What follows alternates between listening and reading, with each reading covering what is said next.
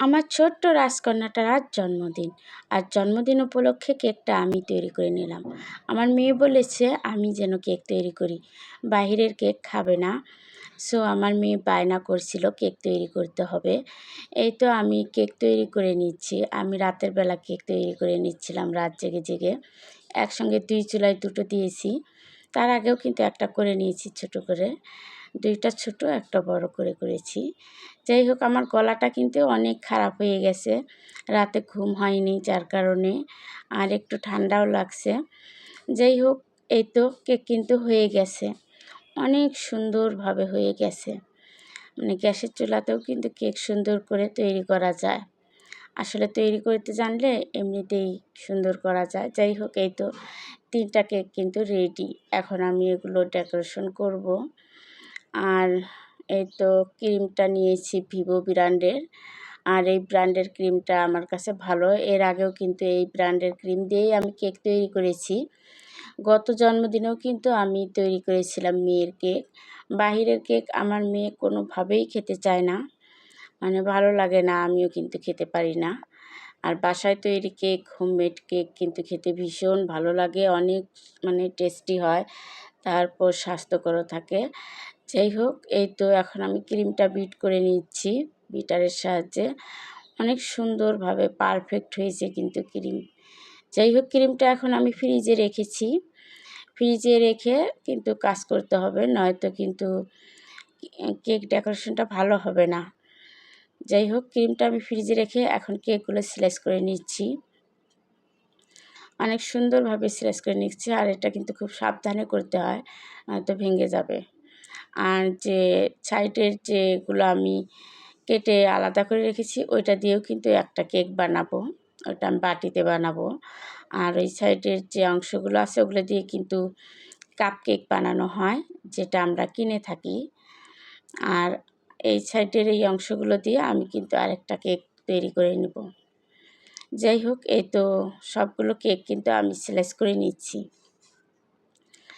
আর আমি 3টা করে স্লাইস করেছি, যাতে কেকটা খেতে ভালো লাগে, অনেক সুন্দর হয়, অনেক নরম আর সফট হয়েছে কিন্তু।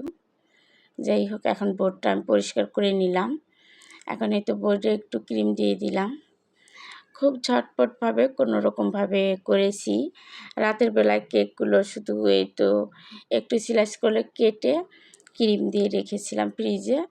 আর এই তো সকাল টাইমে কিন্তু আমি কেকটা মানে ফুল ডেকোরেশন করে নিয়েছি ঘুম থেকে উঠেই। মানে ঘুম ভালো করে হয়নি, 2-3 ঘন্টার মতো খালি ঘুম পেয়েছি। যাই হোক, এই তো প্রথমে কিন্তু আমি সুগার সিরাপ দিয়েছি, তারপরে তো ক্রিম দিয়ে দিলাম।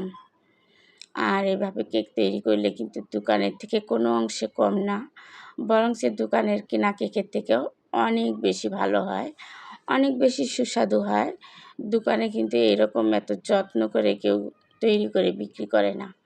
যাই হোক, সুগার সিরাপটা দিলে কিন্তু অনেক বেশি মানে নরম হয় আর টেস্টি হয়।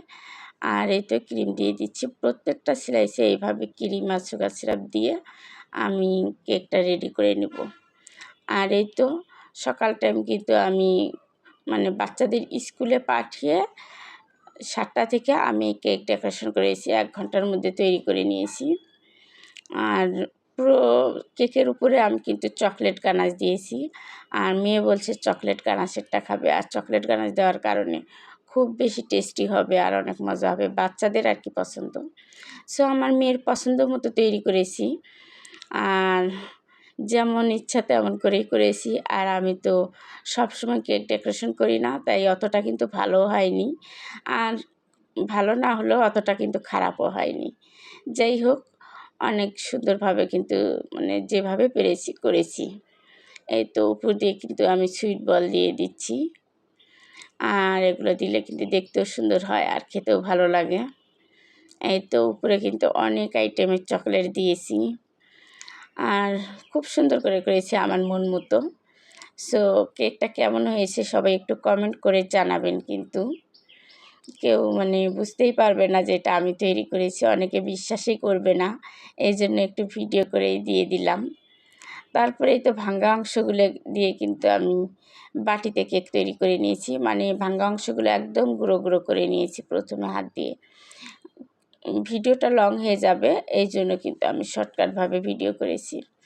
গুঁড়ো গুঁড়ো করে নিয়ে কয়েক ধাপে কিন্তু আমি দিয়েছি, সুগার সিরাপ দিয়েছি ভিতরে, তারপর চকলেট গানাশ, ক্রিম সব কিছু কিন্তু 3 ধাপ করে দিয়েছি। তারপর উপরে এই তো এইটুকু ডেকোরেশন করে নিলাম।